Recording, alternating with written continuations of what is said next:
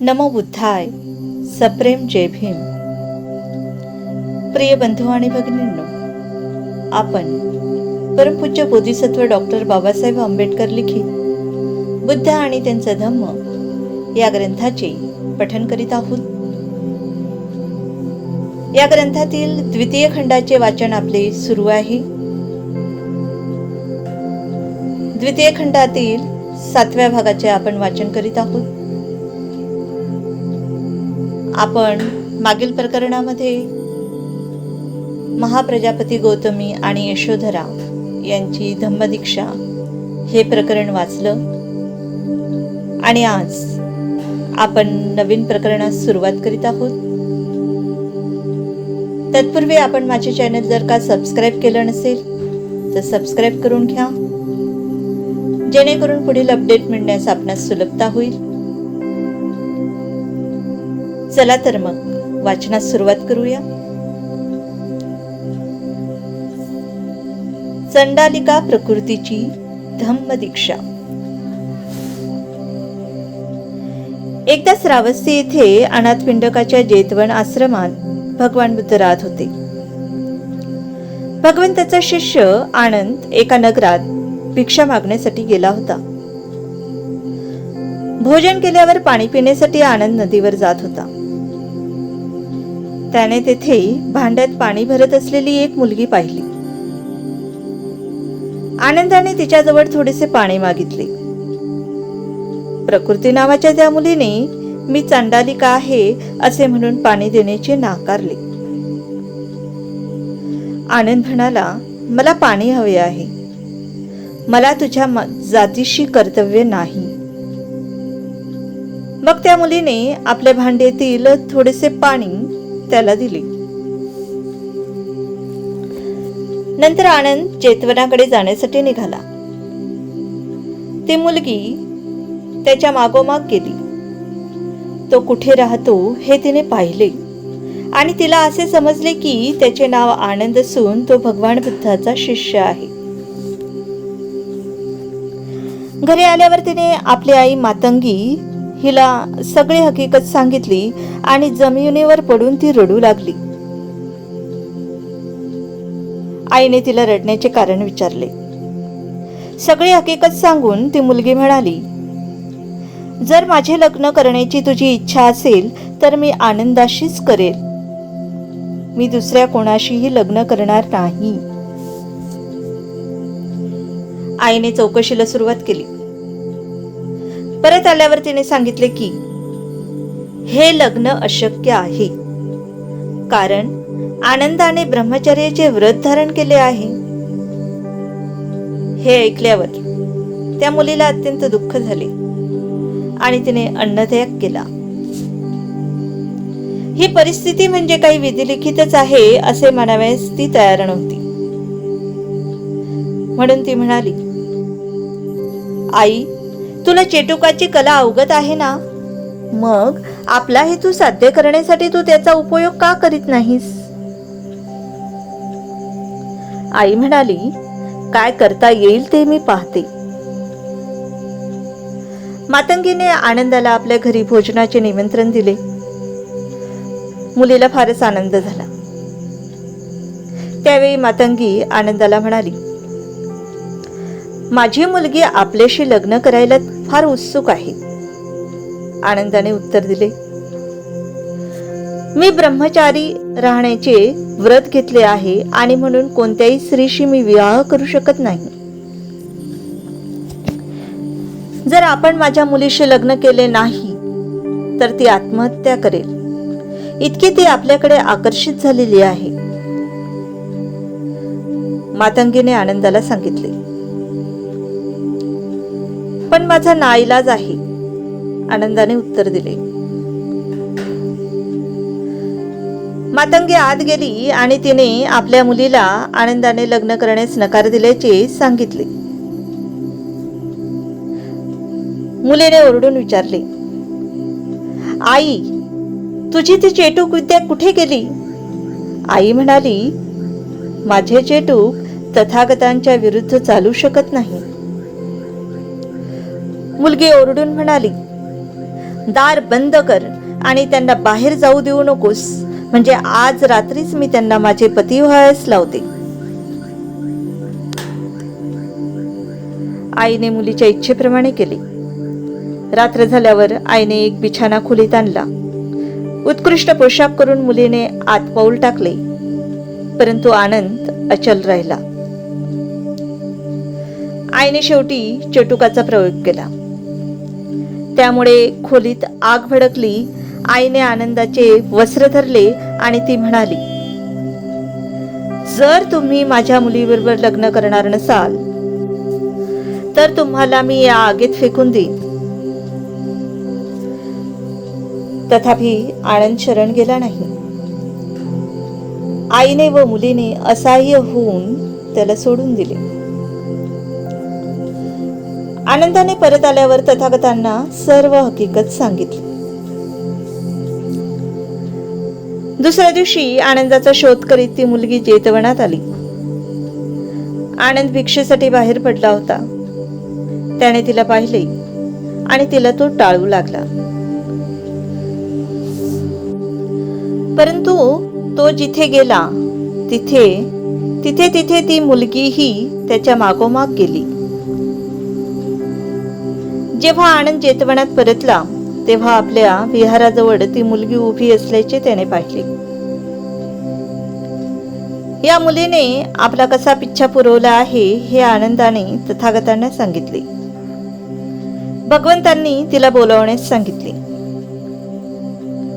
मुलगी समोर आल्यावर तथागतांनी तिला प्रश्न केला, तू आनंदाचा पिच्छा का पुरवीत आहेस? मुलगी म्हणाली, त्यांच्याशी मला लग्न करायचे आहे. ते अविवाहित असल्याचे ऐकले आहे व मीही अविवाहित आहे. भगवंत म्हणाले, आनंद हा भिक्खू आहे आणि त्याच्या डोक्यावर केस नाहीत. जर तूही संपूर्ण मुंडन केलेस तर मग काय करता येईल ते मी पाहीन. मुलीने उत्तर दिले, माझी तयारी आहे. भगवंत म्हणाले, मुंडन करण्याविषयी तू आपल्या आईची संमती मिळवली पाहिजेस. मुलगी आईकडे आली आणि म्हणाली, आई, तुला जे करता आले नाही ते मी केले आहे. मी मुंडन केले तर आनंदाशी माझे लग्न करण्याचे वचन भगवंतांनी मला दिले आहे. आई रागावली आणि म्हणाली, तू तसे मुळीच करता कामा नाही. तू माझी मुलगी आहेस आणि तू केस राखलेच पाहिजेस. आनंदासारख्या श्रमणाशी लग्न करण्यास तू इतके का उतावीळ झाले आहेस? त्यापेक्षा चांगल्या माणसाशी मी तुझे लग्न लावून देईन. तिने उत्तर दिले, मी आनंदाशीच लग्न करीन किंवा प्राण देईन. माझ्या पुढे तिसरा पर्याय नाही. आई म्हणाली, तू माझा अपमान का करीत आहेस? मुलगी म्हणाली, जर तुझे माझ्यावर प्रेम असेल तर माझ्या इच्छेप्रमाणे मला करू दे. आईने आपला विरोध मागे घेतला आणि मुलीने मुंडन करून घेतले. नंतर ती तथागतांच्या समोर गेली आणि म्हणाली, आपण सांगितल्याप्रमाणे मी मुंडन केले आहे. तथागतांनी तिला विचारले, तुला काय पाहिजे आहे? त्याच्या शरीराचा कोणता भाग तुला आवडतो? मुलगी म्हणाली, माझे त्यांच्या नाकावर प्रेम आहे, त्यांच्या मुखावर प्रेम आहे, त्यांच्या कानावर माझे प्रेम आहे, त्यांच्या आवाजावर माझे प्रेम आहे, त्यांच्या डोळ्यांवर माझे प्रेम आहे आणि त्यांच्या चालण्याच्या पद्धतीवर माझे प्रेम आहे. तेव्हा भगवंत त्या मुलीला म्हणाले,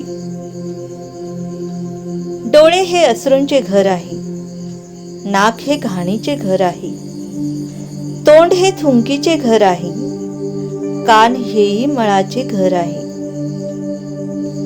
आणि शरीर हे मलमूत्राचे आगर आहे. हे तुला माहित आहे काय? जेव्हा स्त्री पुरुष एकत्र येतात तेव्हा ते संतती निर्माण करतात. परंतु जेथे जन्म आहे तेथे मृत्यूही आहे, जेथे मृत्यू आहे तेथे दुःखही आहे. मुली, आनंदाशी लग्न करून तुला काय मिळणार आहे हे मला कळत नाही. मुलगी विचार करू लागली आणि आनंदाशी लग्न करण्याचा तिने जो इतका आग्रह धरला होता त्यात काहीही अर्थ नाही हे तिने मान्य केले व भगवंतांना तसेच सांगितले. भगवंतांना वंदन करून ती त्यांना म्हणाली, अज्ञानामुळे मी आनंदाच्या मागे लागले होते. आता माझ्या मनात प्रकाश पडला आहे. माझी स्थिती वादळात सापडलेल्या पण नंतर किनाऱ्यात सुरक्षित पोहोचलेल्या नौकेवरील नाविकासारखी झाली आहे. निराश्रित झालेल्या वृद्धाला आश्रय मिळावा अशी मी झाले आहे. आंधळ्याला नवी दृष्टी लावावी अशी माझी स्थिती झाली आहे. भगवंतांनी आपल्या स्वउपदेशाने मला झोपेतून जागे केले आहे. प्रकृती, तू भाग्यवान आहेस, कारण तू चांडालिका जरी असलीस तरी कुलीन स्त्री पुरुषांपुढील आदर्श आहेस. तू हीन जातीची आहेस, पण ब्राह्मणही तुझ्यापासून धडा घेतील. न्याय आणि सदाचरण यांच्या मार्गावरून तू ढळू नकोस, म्हणजे सिंहासनावरील राजवैभव भोगणाऱ्या राण्याही तुझ्या पुढे फिक्या पडतील. विवाहाचा प्रश्न मिटल्यामुळे भिक्खुणींच्या संघात प्रवेश करणे हा एकच मार्ग तिच्या पुढे होता. त्याप्रमाणे तिने आपली इच्छा प्रकट केल्यावर जरी ती अंत्यज होती तरीही तिला संघात प्रवेश देण्यात आला.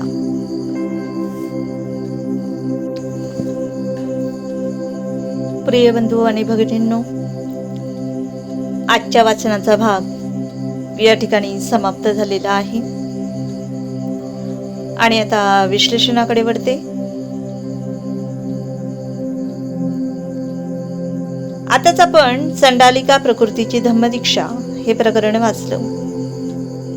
हे प्रकरण भगवान बुद्धांना आपल्याला जे पंचशील दिले आहे भगवान बुद्धांनी, त्यातील तिसरे शील कामे सुमिच्चाचारा वेरमणी सिक्कापदम समाधियामी यावर आधारित आहे.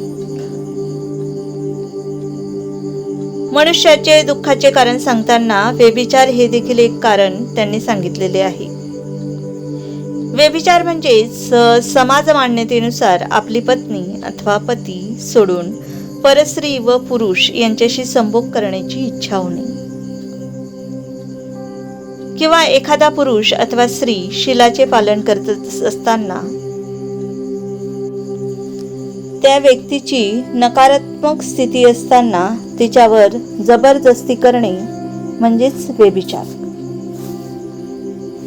या कथेमध्ये प्रकृती नावाची मुलगी एका भिक्षूवर, ज्याने कामे सुमिच्चाचारा वेरमणी सिक्खापदम समाधियामी म्हणजेच व्यभिचार न करण्याची शपथ घेतली आहे व स्वतःच्या मनातील व्यभिचारी दृष्टी नष्ट करण्यात यशस्वी झालेला आहे.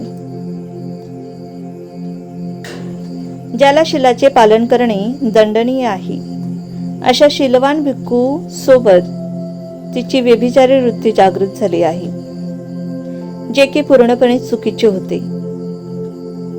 अशा वेळेस तथागत भगवान बुद्ध त्या मुलीला विचार, प्रेम आणि व्यभिचार यातील फरक समजून सांगतात.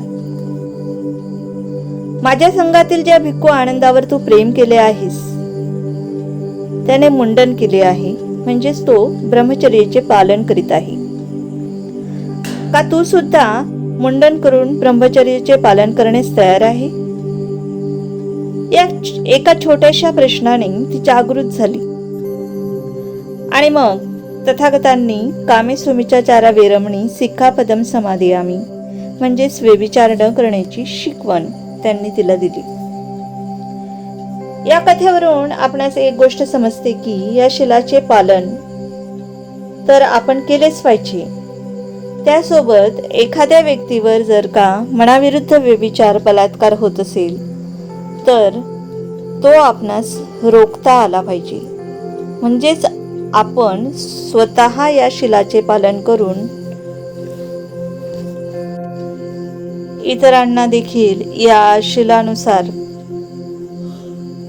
आचरण करण्याची प्रेरणा दिली पाहिजे. म्हणजेच कामे सुमिच्चाचारा विरमणी सिक्कापदं समादियामि या शिलाचे आपण पूर्णपणे पालन करीत आहोत असे समजावे.